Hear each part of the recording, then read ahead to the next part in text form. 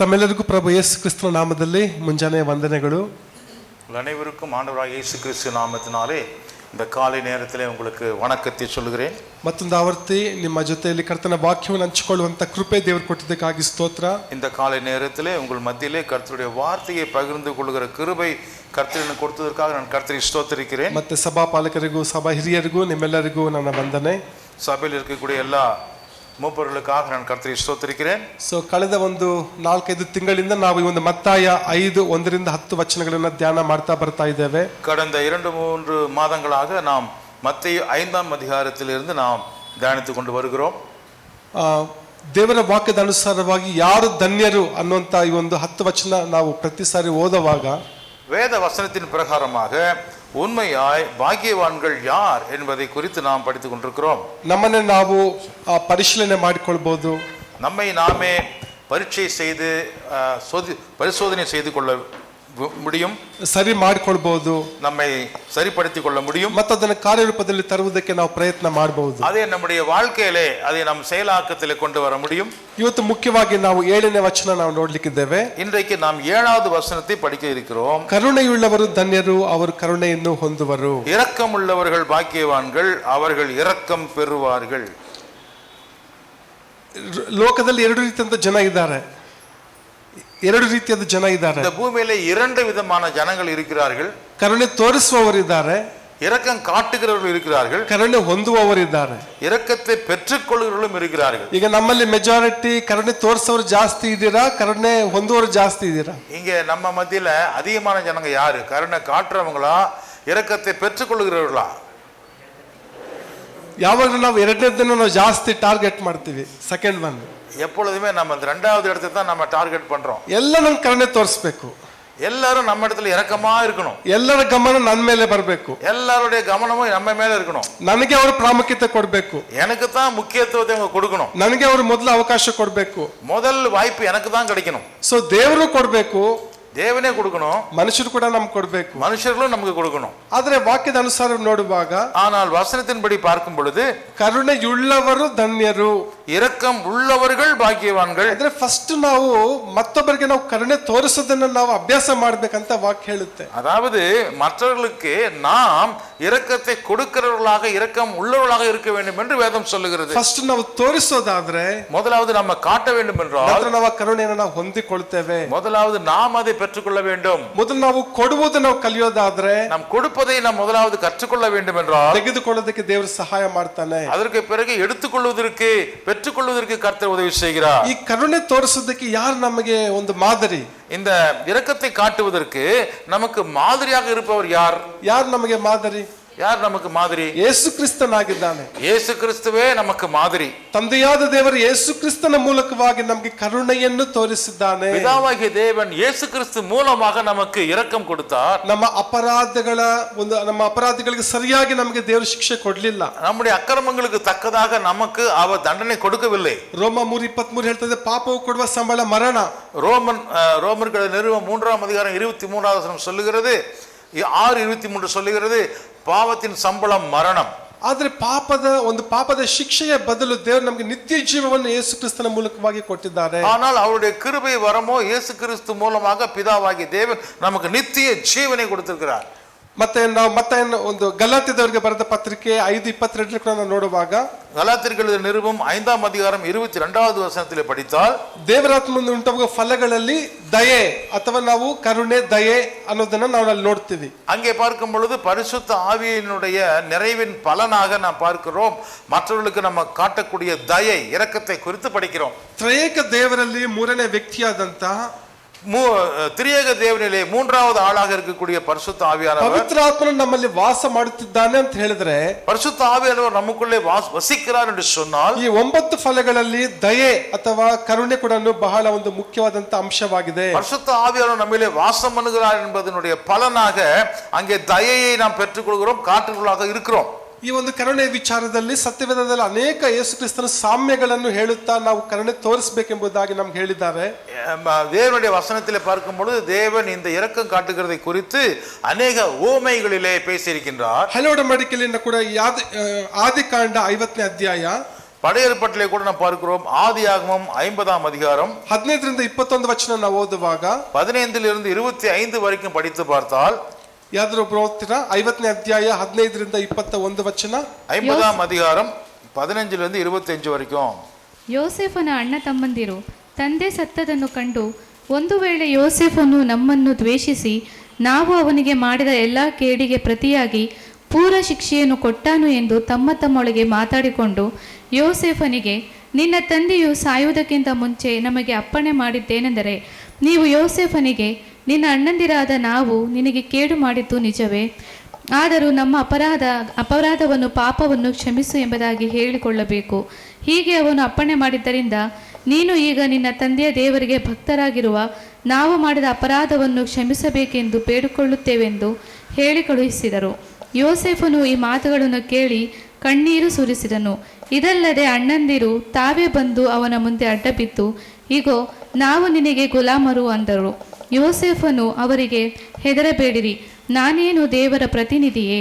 ನೀವಂತೂ ನನಗೆ ಕೇಡಾಗಬೇಕೆಂದು ಎಣಿಸಿದ್ದೀರಿ, ಆದರೆ ದೇವರು ಮೇಲಾಗಬೇಕೆಂದು ಸಂಕಲ್ಪಿಸಿದನು. ಈಗ ಅನುಭವಕ್ಕೆ ಬಂದ ಪ್ರಕಾರವೇ ಅನೇಕ ಪ್ರಾಣಿಗಳಿಗೆ ಸಂರಕ್ಷಣೆ ಉಂಟಾಗುವಂತೆ ಮಾಡಿದನು. ಆದ್ದರಿಂದ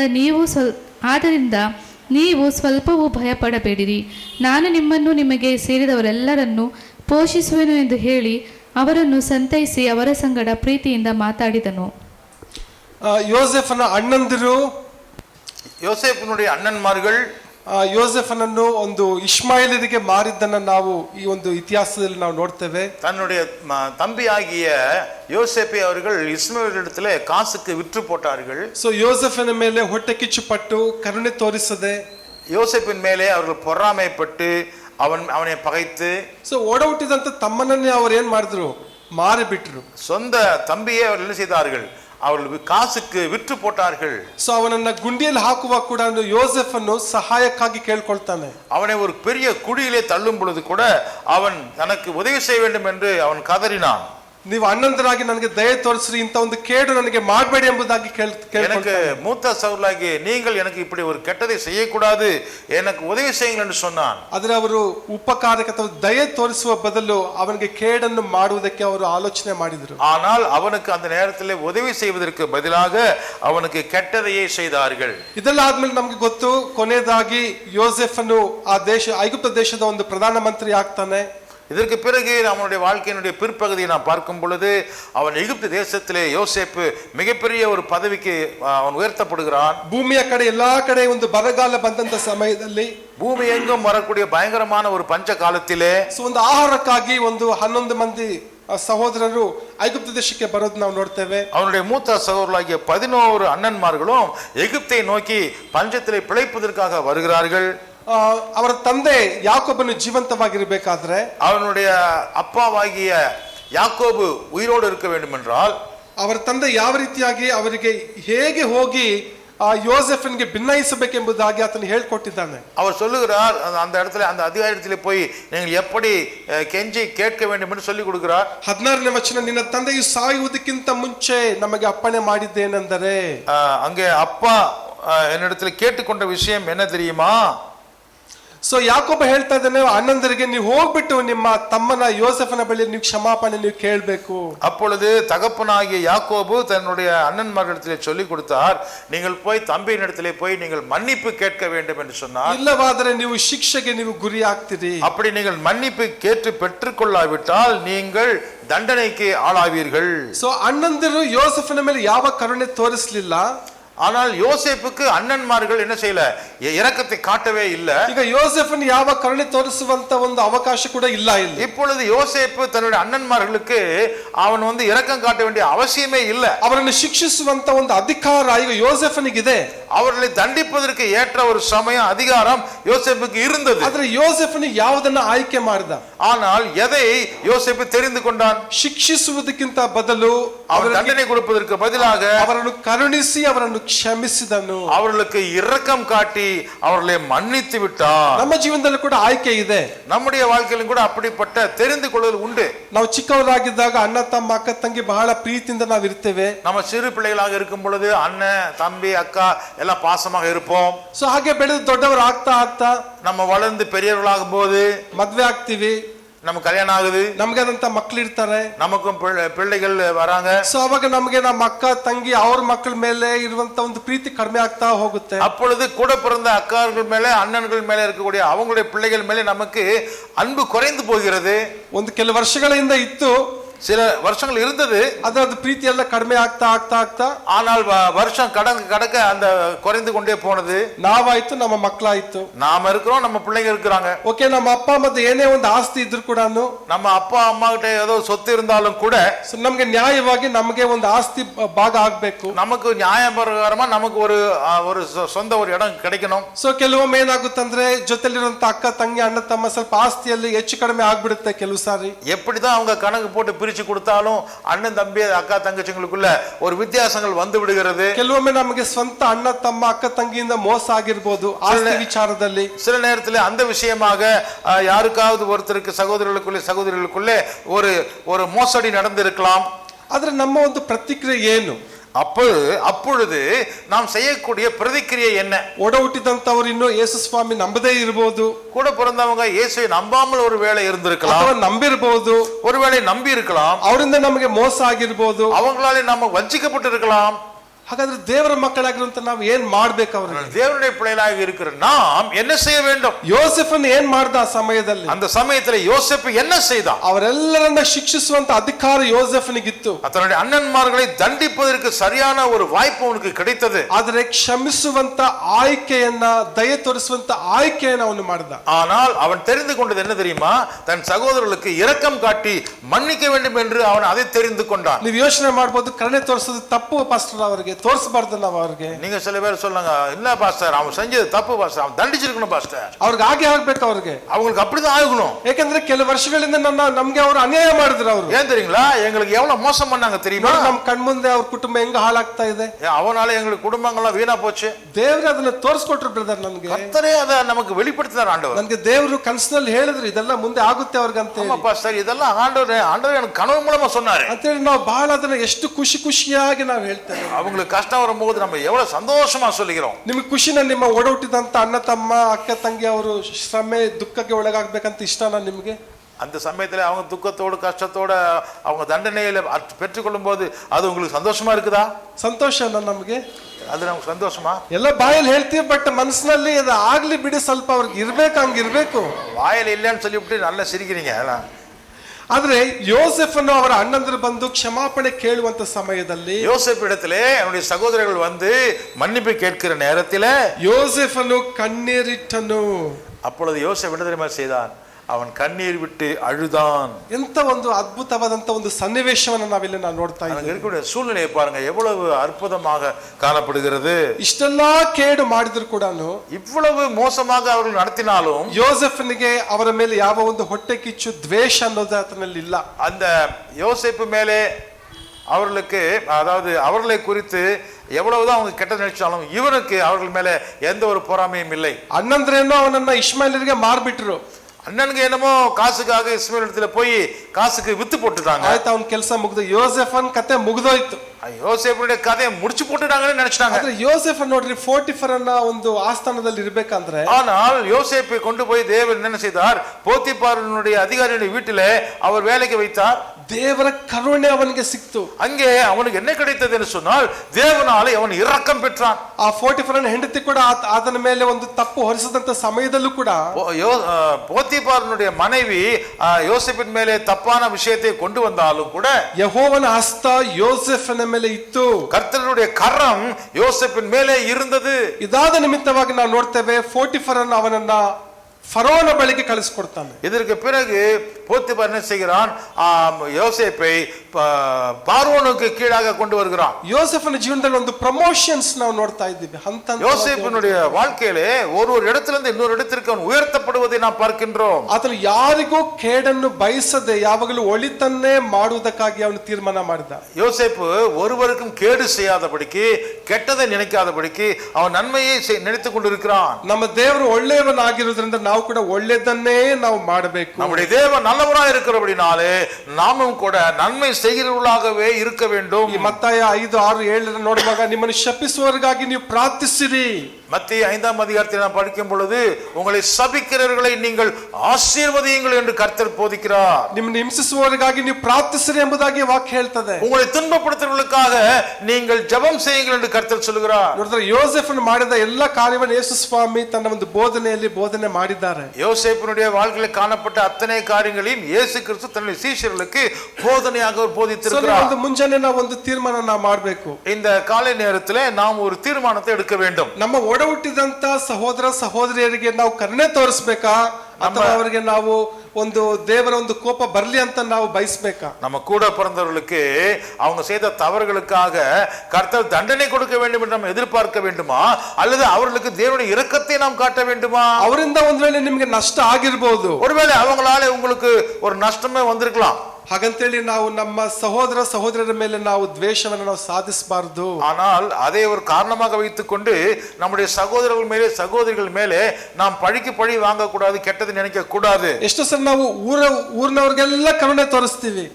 ஊர்ல எத்தனையோ பேருக்கு நம்ம இரக்கம் காட்டுவோம், ಮನೆಯಲ್ಲಿರೋರಿಗೆ ಕರುಣೆ ತೋರಿಸೋದಿಲ್ಲ. ஆனா வீட்டுல இருக்கிறவங்களுக்கு நம்ம இரக்கம் காட்டுவதே இல்லை. ಎಷ್ಟೊಂದು ವಿಪರ್ಯಾಸ ಅಲ್ವಾ ನಮ್ಮ ಜೀವನದಲ್ಲಿ ಕೆಲವೊಮ್ಮೆ. இப்படிப்பட்ட எவ்வளவோ பேருக்கு இந்த மாதிரி பிரச்சனை இருக்குது அல்லவா? ಎಲ್ಲರಿಗೂ ನಾವು ಒಳ್ಳೆಯವರೇ, எல்லாருக்கும் நம்ம நல்லவங்க தான். ಬಟ್ ನಮ್ಮ ಮನೆಯಲ್ಲಿ ಅಯ್ಯೋ ಯಾಕಪ್ಪ ಇವ್ರು ಇದ್ದಾರೆ. ஆனா நம்ம வீட்டுல என்ன மாதிரி சாட்சி, இந்த மனுஷன் தொலைஞ்சு போன நல்லா இருக்கு, ಒಬ್ಬ ಅಣ್ಣನಾಗಿ ಅಕ್ಕನಾಗಿ ನಮ್ಗೆ ಅವ್ರು ಏನು ಮಾಡಿಲ್ವಲ್ಲ.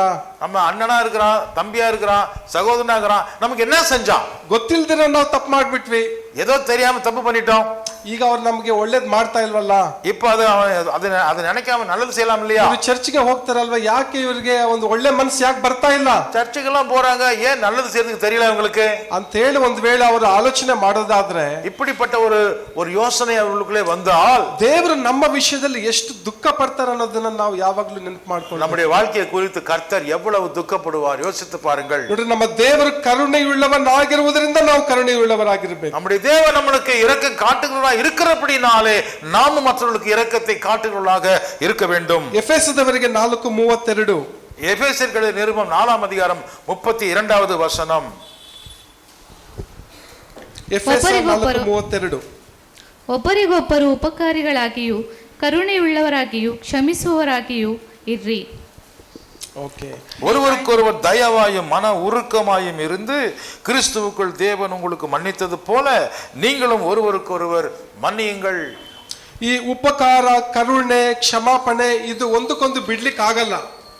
இது இரக்கம் காட்டுவது, மன்னிப்பு கொடுக்கிறது, இந்த விஷயத்தை பார்க்கும்போது ஒண்ணுக்கு ஒண்ணு அது விட்டு கொடுப்பதில்லை. ನೀವು ಕರುಣೆ ತೋರಿಸಿದ್ರೇನೆ ಅವರಿಗೆ ನೀವು ಉಪಕಾರ ಮಾಡಕ್ ಆಗೋದು. நீங்க இரக்கத்தை காட்டினால் தான் அவர்களுக்கு உதவி செய்ய முடியும். ನೀವು ಅವರನ್ನ ಕ್ಷಮಿಸಿದ್ರೇನೆ ನೀವು ಪ್ರೀತಿ ಮಾಡ್ಲಿಕ್ಕೆ ಆಗೋದು. நீங்கள் மன்னித்தால் தான் அவர்களுக்கு நீங்கள் அன்பு காட்டவே முடியும். ನೋಡ್ರಿ, ಇದೆಲ್ಲ ಒಂದು ಒನ್ ಫ್ಯಾಮಿಲಿ ಅಂತ ಹೇಳ್ಬೋದು. ಉಪಕಾರ, ಕರುಣೆ, ಕ್ಷಮಾಪಣೆ ಎಲ್ಲ ಒಂದಕ್ಕೊಂದು ಜೋಡಣೆ ಆಗಿದೆ. ಅದು இதெல்லாமே பாத்தீங்கன்னா அன்பு, கருணை, இரக்கம், உதவி செய்தல், தயவு காட்டுதல் எல்லாம் ஒன்றுக்கு ஒன்று இணைக்கப்பட்டிருக்கிறது.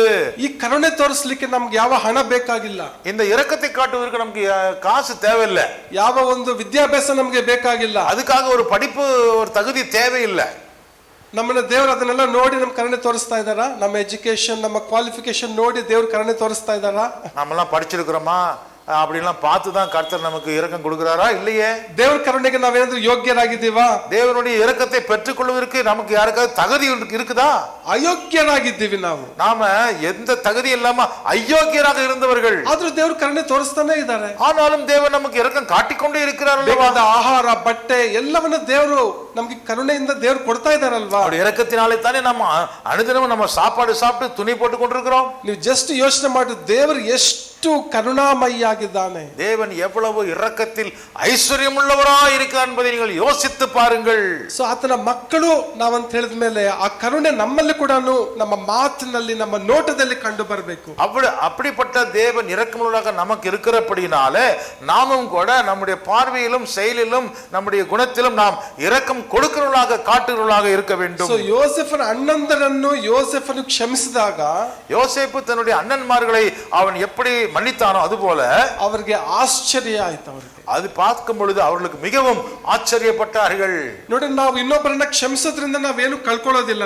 நாம இன்னொருத்தரை மன்னிக்கிறதுனால நமக்கு ஒண்ணு இழப்பு ஒண்ணு இல்லையே. ನೀವು ಕರುಣೆ ತೋರಿಸೋದ್ರಿಂದ ನೀವೇನು ಕಳ್ಕೊಳ್ಳೋದಿಲ್ಲ. நீங்க இரக்கத்தை காட்டுவதனால நீங்கள் எதையும் இழந்து போவதில்லையே. ನೀವು ಕರುಣೆ ತೋರಿಸುವವರಾಗಿರೋದಾದರೆ, நீங்கள் இரக்கம் கொடுக்கிறவர்களாக இருந்தால் ಕರುಣೆಯನ್ನು ಹೊಂದುವಿರಿ, உங்களுக்கும் இரக்கம் கொடுக்கப்படும், நீங்கள் பெற்றுக்கொள்வீர்கள். ಯಾವಾಗ್ಲೂ ನನ್ಗೆ ದಯ ತೋರಿಸು, ನನ್ಗೆ ಕರುಣೆ ತೋರಿಸು, ನನ್ಗೆ ಸಹಾಯ ಮಾಡಂತ ಯಾವಾಗ್ಲೂ ಅದನ್ನೇ ಕೇಳ್ತಾ ಇರ್ತೀನಿ. ನಾವು அப்பா பார்த்தாலும் மற்றவங்க கிட்ட நீங்க ஏன் மேல இரக்கம் காட்டுங்க, ஏன் மேல எனக்கு தயை காட்டுங்க, எனக்கு நீங்கள் கருணை கொடுங்கன்னு சொல்லி கேட்டுக்கலாம் இருக்கிறோம். ಅದ್ರ ನಾವು ಯಾವತ್ತಾದ್ರೂ ಯೋಚನೆ ಮಾಡಿದೀವ, ನಾನು ಯಾರಿಗೆ ಕರುಣೆ ತೋರಿಸಿದ್ದೀನಿ?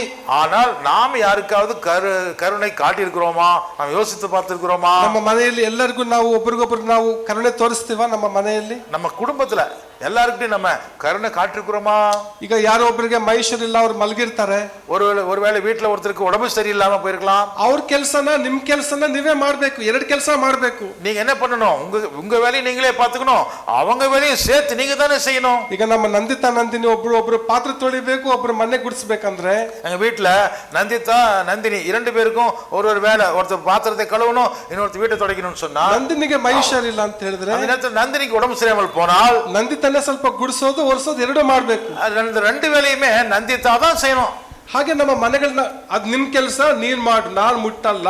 இல்ல, அது உன் வேலை, பெருக்கிறது உன் வேலை, கூட்டுறது மட்டும் தான் என் வேலை அப்படி சொல்ல முடியாது. ಸೊ ಈಗ ನೀವ್ ಇನ್ನೊಬ್ಬರಿಗೆ ಕರುಣೆ ಇವತ್ತು ನೀವು ತೋರಿಸಿಲ್ಲ ಅಂತ ಹೇಳಿದ್ರೆ, நீங்க இன்னொருத்தருக்கு இரக்கத்தை காட்டாமல் போனால் ನಾಳೆ ನೀವು ಯಾವುದೇ ಇನ್ನೊಬ್ಬರಿಂದ ಕರುಣೆಯನ್ನು ನೀವು ನಿರೀಕ್ಷೆ ಮಾಡ್ಲಿಕ್ಕೆ ಆಗೋದೇ ಇಲ್ಲ. இன்னொருத்தர் இடத்திலிருந்து உங்களுக்கு இரக்கம் கிடைக்கும்னு சொல்லி நீங்க எதிர்பார்க்க கூடாது. ಹೇಳ್ತಾ ಇದ್ರೆ ಹೆಣ್ಮಕ್ಳೆಲ್ಲ ಫುಲ್ ಸ್ಮೈಲಿಂಗ್ ಇಲ್ಲಿ. இங்க பாருங்க, சின்ன பிள்ளைங்க எல்லாம் ரொம்ப சந்தோஷமா சிரிக்கிறாங்க. ಯಾಕಂದ್ರೆ ಹೆಣ್ಮಕ್ಳೆಲ್ಲ ಇದೆಲ್ಲ ಅನುಭವ ಹೋಗಿದಾರೆ. ಅವರು பொட்ட பிள்ளைங்களுக்கு ரொம்ப இதுல அனுபவம் ಜಾಸ್ತಿ, அதனால ಹೆಚ್ಚು ಜೆಂಟ್ಸ್ಗೆ ಬಂದ್ಬಿಟ್ಟು ಎಲ್ಲ ಹೊರಗಡೆ ಫ್ರೆಂಡ್ಸ್ ಜೊತೆ ಕೊಲೀಗ್ಸ್ ಜೊತೆ ಇದನ್ನೆಲ್ಲ ಅವ್ರು ನೋಡಿರ್ತಾರ. ಅವರು ஆண்கள் வெளியில தான் போய் எல்லாத்தையும் அனுபவிக்கிறாங்க. ಸೊ ಹೇಗಿದ್ರು ಕೂಡ ನಾವು ಮನೆಯಲ್ಲಾಗ್ಲಿ ಮನೆಯ ಹೊರಗಡೆ ಆಗ್ಲಿ ನಾವು ಯಾವಾಗಲೂ ಕರುಣೆಯುಳ್ಳವರಾಗಿ, ಓಕೆ, ಇನ್ನೊಬ್ಬರ ಕೆಲಸನ ನಾವು ಮಾಡಿ ಇನ್ನೊಬ್ಬರಿಗೆ ನಾವು ಸಹಾಯ ಮಾಡಿದ್ರೆ ಒಂದು ಸಮಯ ಬರ್ತದೆ, ನಿಮ್ಮ ಕೆಲಸವನ್ನ ಅವರು ಮಾಡ್ಲಿಕ್ಕೆ ದೇವರು ಸಹಾಯ ಮಾಡ್ತಾರೆ. வீட்லயாவது சரி, வெளியாவது சரி, வேலை செய்கிற இடத்துலாவது சரி, நாம இரக்கத்தை நாம வைத்திருக்கிறவர்களாகவும் மற்றவர்களிடத்தில் அதை காட்டுகிறவர்களாக நாம் இருக்க வேண்டும். ಎರಡನೇದಾಗಿ ನಾವು ಲೂಕನ ಸುವಾರ್ತೆ 19ನೇ ಅಧ್ಯಾಯದಲ್ಲಿ, ಲೂಕನ ಸುವಾರ್ತೆ 19ನೇ ಅಧ್ಯಾಯ, லூக்கா எழுதின சுவிசேஷம் 19ஆம் அதிகாரம் 5ನೇ ವಚನ ನೋಡುವಾಗ 5வது வசனத்தை படித்தால், When Jesus reached the spot, he looked up and said to him, 19:5, Zacchaeus, come down immediately. I must stay at your house today. இயேசு அந்த இடத்தில் வந்தபோது அண்ணாந்து பார்த்து அவனை கண்டு, சக்கேயுவே, நீ சீக்கிரமாய் இறங்கி வா, இன்றைக்கு நான் உன் வீட்டிலே தங்க வேண்டும் என்றார். ಸೊ ಇವಾಗ ಎಲ್ಲಾ ಜನ ಏನ್ ಹೇಳ್ತಾ ಇದ್ರೆ, ಜಕ್ಕಾಯನು ಅವನು ಮೋಸಗಾರನು. எல்லா ஜனங்களும் சகையை பார்த்து சொன்ன ஒரே வார்த்தை என்னன்னா, அவன் ஒரு கெட்டவன், ಅವನು ಹೆಚ್ಚು ಹಣವನ್ನ ತೆಗೆದುಕೊಳ್ಳುವಂತವನು, அவன் அதிக பணத்தை நம்ம கிட்ட இருந்து பிடுங்கிக்கிறான், ಅವನೊಬ್ಬ ಪಾಪಿ, அவன் ஒரு பாவி, ಅವನ್ ಕಷ್ಟ ಬಂದ್ರೆ ನಾವು ಯಾರು ಅವನ್ ಕರುಣೆ ತೋರಿಸಬಾರದು. அவனுக்கு என்ன கஷ்டம் வந்தாலும் சரி, அவனுக்கு யாருமே நம்ம இரக்கமே காட்டக்கூடாது. ಈ ರೀತಿಯಾಗಿ ಜಕ್ಕಾಯನನ್ನು ಅನೇಕರು ತಿರಸ್ಕಾರ ಮಾಡಿಬಿಟ್ಟಿದ್ರು. இப்படியாக சகையவை அநேகர் புறக்கணித்தார்கள். ಆದ್ರೆ ಈ ಒಂದು ಜಕ್ಕಾಯನಿಗೆ ಒಂದು ಎಲ್ಲೋ ಒಂದು ರೀತಿ ಯೇಸು ಸ್ವಾಮಿ ನೋಡುವಂತ ಒಂದು ತವಕ ಒಂದು ಆತನ ಜೀವನದಲ್ಲಿ. ஆனால் சகையனுடைய இருதயத்திலே ஆழத்திலே அவன் இயேசுவை காண வேண்டும் என்று அவன் விரும்பினான். ನನಗೆ ದೇವರ ಒಂದು ಕರುಣೆ ನನಗೆ ಬೇಕಾಗಿದೆ, தேவனுடைய இரக்கம் அவனுக்கு தேவையாக இருந்தது. ನನಗೆ ಯಾವ ಮನುಷ್ಯರಿಂದ ಯಾವ ಕರುಣೆ ನನಗೆ ಸಿಗ್ತಾ ಇಲ್ಲ, எந்த மனுஷனிடத்திலிருந்து எனக்கு இரக்கம் கிடைக்கல, கருணை கிடைக்கல. ಯೇಸು ಸ್ವಾಮಿಯಿಂದ ಸಿಗುತ್ತಾ ಇಲ್ವೋ ಗೊತ್ತಿಲ್ಲ, இயேசுவிடத்தில் ஒருவேளை கிடைக்குமோ இல்லையோ தெரியல. ಆದ್ರೆ ನಾನು ಯೇಸುವನ್ನು ನೋಡಬೇಕು, ஆனால் நான் இயேசுவை நான் காண வேண்டும். ಒಂದು ವೇಳೆ ಯೇಸುವಿನ ಮೂಲಕ ನನಗೆ ಏನಾದ್ರೂ ಒಂದು ಕರುಣೆ ನನಗೆ ಸಿಗ್ಬೋದು ಅಂತ ಹೇಳಿ, ஒருவேளை இயேசுவிடத்திலிருந்து எனக்கு இரக்கம் கிடைத்தால், ಅವನು ಆಲದ ಮರವನ್ನ ಹತ್ತಿದನು. ಅವನು ಆಲದ ಮರವನ್ನು ಹತ್ತಿದನು. அதற்காகவே அவன் அந்த ஆலமரத்தின் மேலே அத்தி மரத்தின் மேலே ஏறினான். ಯೇಸುವನ್ನು ನೋಡಿ ತಟ್ಟಲಿ ಇಳಿದು ಬಾ ಅಂತ ಹೇಳಿದ್ರು. இயேசு அவனை பார்த்து சகையுவே உடனே இறங்கி வா என்று சொன்னான். ಅಂದ್ರೆ ಅರ್ಥ ಏನು?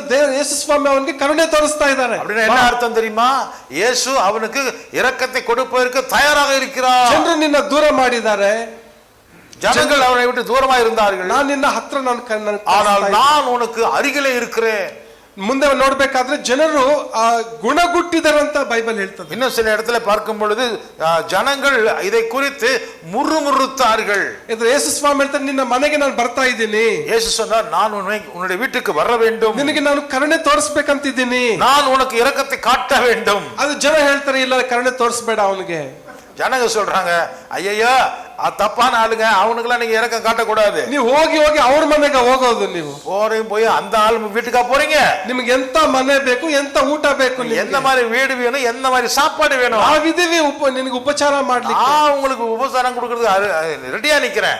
ಈ ಮೋಸಗಾರನ ಒಂದು ಮನೆಗೆ ನೀವು ಯಾಕೆ ಹೋಗ್ತೀರಿ? ಯಾಕೆ ಕರುಣೆ ತೋರಿಸ್ತೀರ? இவன் மோசக்காரன், இவன் வீட்டுக்கு எதுக்கு நீங்க போறீங்க? ಆದ್ರೆ ಯೇಸು ಸ್ವಾಮಿ ಅವನ ಮನೆಗೆ ಹೋದ್ರು. ಯೇಸು ಸ್ವಾಮಿ இயேசு அவனுடைய வீட்டுக்கு தான் போனார். ಅವನಿಗೆ ಯೇಸು ಸ್ವಾಮಿ ಒಂದು ಕರುಣೆ ಅವಶ್ಯವಾಗಿತ್ತು. ஏனென்றால் இயேசு கிறிஸ்துவினுடைய கருணை அவனுக்கு தேவையாயிருந்தது. ಒಂದು ವೇಳೆ ಅಲ್ಲಿ ಇದ್ದಂತ ಒಂದು ಇಸ್ರಾಯೇಲ್ಯರು ಜನರು ಒಂದು ವೇಳೆ ಆ ಒಂದು ದೇವರ ಕರುಣೆ ಅವನಿಗೆ ತೋರಿಸಿದ್ರೆ, ஒருவேளை இஸ்ரவேலின் ஜனங்கள் அந்த சகையுவுக்கு இரக்கத்தை காட்டி இருந்தால், ಅವನು ಈ ಒಂದು ತವಕದಿಂದ ಅಲ್ಲಿ ಬಂದು ಯೇಸುವನ್ನು ನೋಡುವಂತ ಒಂದು ಆಸೆ ಇಲ್ವೇನೋ ಅಂತ ಅನ್ಸುತ್ತೆ ನನಗೆ. ஒருவேளை ஜனங்கிட்ட இருந்து அப்படிப்பட்ட ஒரு இரக்கமும் கருணையும் அவனுக்கு கிடைச்சிருந்தா அவன் இயேசுவை பார்க்க வேண்டும் என்கிற ஆசை இருந்திருக்குமோ இல்லையோ தெரியல. ಸೊ ಈ ಒಂದು ಕರುಣೆ ಅನ್ನುವಂಥದ್ದು ಕೇವಲ ದೇವರ ಮಕ್ಕಳಿಗೆ ಮಾತ್ರ ಅಲ್ಲ, ನಾವು ಅನ್ಯ ಜನರಿಗೂ ಕೂಡ ನಾವು ಕರುಣೆ ನಾವು ತೋರಿಸಬೇಕು. இதன் மூலமாக நம்ம என்ன தெரிந்து கொள்கிறோம்?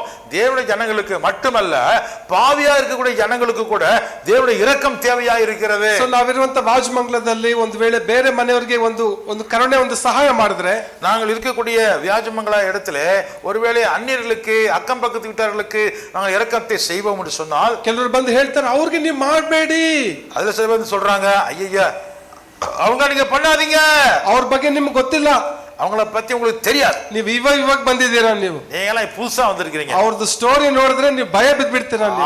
அவங்க ಕಥೆயை ಕೇಟೀங்கன்னா ಕೇವಲமா இருக்கும். ಸೊ ಜನರು ಹೇಗೆ ಹೇಳ್ತಾರೆ ಅಂದ್ರೆ, ನೀವು ಇವ್ರ ತೋರಿಸಿ, ಇವ್ರಿಗೆ ಸಹಾಯ ಮಾಡ್ರಿ, ಇವ್ರಿಗೆ ಮಾಡ್ಬೇಡ್ರಿ, ಎಲ್ಲ ಒಂದು டிவைட் ಮಾಡಿಬಿಡ್ತಾರೆ. ಸಮಾಜನನ್ನ ಎರಡು ಭಾಗ ಮಾಡಿಬಿಡ್ತಾರೆ. ஜனங்களே வந்து நமக்கு சொல்லி கொடுக்குறாங்க, ரெண்டு பக்கமா பிரிச்சு விட்டுறாங்க, இவங்களுக்கு செய்யுங்க அவங்களுக்கு செய்யாதீங்க என்று சொல்லி நமக்கு அவர்கள் சொல்லுகிறார்கள். ಆದ್ರೆ ವಾಕ್ಯ ಹೇಳ್ತದೆ, ನೀವು ಕರುಣೆಯುಳ್ಳವರಾಗಿರಿ. ஆனால் வேத வசனம் சொல்லுகிறது, நீங்கள் இரக்கம் காட்டுகிறவர்களாக இருங்கள். ನಾವು ಜಾತಿ ನೋಡಬಾರ್ದು, ಭಾಷೆ ನೋಡಬಾರ್ದು, நீங்க ஜாதியை பார்க்க கூடாது, அவங்க பேசுற மொழியை பார்க்க கூடாது, ಶ್ರೀಮಂತ ಬಡವ ಅಂತ ಹೇಳಿ ನಾವು ನೋಡಬಾರ್ದು, அவங்க வந்து பணக்காரங்களா ஏழைங்களா என்று நீங்கள் பார்க்க கூடாது. ಯಾಕಂದ್ರೆ ಎಲ್ಲರಿಗೂ ಕರುಣೆ ಅವಶ್ಯಕವಾಗಿದೆ. ஏனென்றால் எல்லாருக்கும் இரக்கம் தேவையா இருக்கிறது. ಕರುಣೆಯ ಒಂದು ಮಾತು ಅವರಿಗೆ ಬೇಕಾಗಿದೆ. இரக்கத்தினுடைய வார்த்தைகள் அவர்களுக்கு தேவையா இருக்கிறது. ನಮ್ಗೆ ಅನೇಕರಿಗೆ ಒಂದು ವೇಳೆ ತುಂಬಾ ಒಂದು ಏನೋ ಪ್ಯಾಷನ್ ಅಂದ್ರೆ ಒಂದು ವೈರಾಗ್ಯ ಇರ್ಬೋದು, ಓಕೆ ನಾನು ಇದನ್ನ ಮಾಡಬೇಕು ಅಂತ ಹೇಳ್ಬಿಟ್ಟು. சில நேரத்துல நமக்கு ஒரு வைராக்கியம் இருக்கலாம், அதே நேரத்துல பார்ஷாலிட்டி, passion without compassion, அதாவது அன்பு இருக்கும் ஆனா இரக்கமே இருக்காது. ಸೊ ನಮಗೆ ಏನೋ ಒಂದು ಒಳ್ಳೆದನ್ನ ಮಾಡ್ಬೇಕಂತ ಆಸೆ, நல்லது செய்யணும்னு ஒரு ஆசை. ಮೊದಲು ನಮಗೆ ಒಂದು ಕರುಣೆ ನಮ್ಮಲ್ಲಿ ಬಂದಾಗ ಮಾತ್ರ, ಒಂದು ಮನಮರುಗುವ ಒಂದು ಮನಸ್ಸು ಬಂದ್ರೆ ಮಾತ್ರ, மனம் உருகுகிற ஒரு இரக்கம் கொடுக்கிற ஒரு இருதயம் இருந்தால்தான் ನಾವು ಮತ್ತೊಬ್ಬರಿಗೆ ಕರುಣೆ ತೋರಿಸಲಿಕ್ಕೆ ಸಾಧ್ಯ. மற்றவர்களுக்கு நாம் இரக்கத்தை கொடுக்கிறவர்களாக இருக்க முடியும். ಯೇಸು ಕ್ರಿಸ್ತನ ಜನಸಮೂಹವನ್ನು ಕಂಡಾಗ ಆತನು ಮನ ಮರುಗಿದನು. ஜன கூட்டங்களை பார்க்கும் பொழுது இயேசு கிறிஸ்துவின் உள்ளம் அப்படியே உருகி போயிற்று. ಬಂದಂತವರೆಲ್ಲರೂ ಯೇಸು ಸ್ವಾಮಿನ ಸ್ವೀಕಾರ ಮಾಡಲಿಲ್ಲ. வந்தவங்க எல்லாரும் இயேசுவை ஏற்றுக்கொள்ளவே இல்லை. ಕೆಲವರು ಬರೀ ಆಹಾರಕ್ಕಾಗಿ ಬಂದ್ರು, சில பேர் வெறும் சாப்பாட்டுக்காக வந்தாங்க, ಕೆಲವರು ಅದ್ಭುತಕ್ಕಾಗಿ ಬಂದ್ರು, சில பேர் அற்புதத்தை வேடிக்கை பார்க்க வந்தாங்க, ಕೆಲವರು ನೋಡೋಣ ಏನಾಗುತ್ತೆ ಇಲ್ಲಿ ಅಂತ ನೋಡೋಣ, சில பேருக்கு என்ன நடக்குதோ பார்க்கலாம் என்று வந்தார்கள். ಸೊ ಜನರು ಬೇರೆ ಬೇರೆ ಒಂದು ದೃಷ್ಟಿಕೋನದಿಂದ ಬರ್ತಾರೆ. ஒவ்வொருத்தரும் ஒரு கண்ணோட்டத்துல வந்தார்கள். ಆದ್ರೆ ಯೇಸು ಜನ ಸಮೂಹವನ್ನು ನೋಡಿದಾಗ, ஆனால் இயேசு ஜன திரளுகளை பார்க்கும்போது ಆತನು ಮನ ಮರುಗಿದನು. அவருடைய இருதயம் அப்படியே நொறுங்கி போய் மனம் He உருகினார். moved with compassion. அவர் இரக்கத்தினாலே தள்ளப்பட்டார். ಸೊ ಅದಕ್ಕಾಗಿ ಬಹಳ ಕಂಪ್ಯಾಷನ್ ಮಿನಿಸ್ಟ್ರೀಸ್ ಇವತ್ತಿದೆ. ಇವತ್ತು ಕಾರುಣ್ಯ ಸೇವೆ ಅಂತ ಹೇಳಿ ಇದೆ. ಕಾರುಣ್ಯ ಸೇವೆ இன்னைக்கு அந்த மாதிரி பேர்ல காருண்ய ஊழியம் என்று சொல்லி அநேக ஊழியங்கள் ஆரம்பித்து விட்டார்கள். ಸೊ ನಮ್ಮ ಸೇವೆಯಲ್ಲಿ ಕರುಣೆನೇ ಇಲ್ಲ ಅಂತ ಹೇಳಿದ್ರೆ ಅದು ಸೇವೆ ಪೂರ್ತಿ ಆಗೋದಿಲ್ಲ. ஆனா அந்த சேவையில ஒரு கருணையே இரக்கமே இல்லைன்னா அந்த வேலை அந்த ஊழியம் அது பூர்ணம் அடையாது.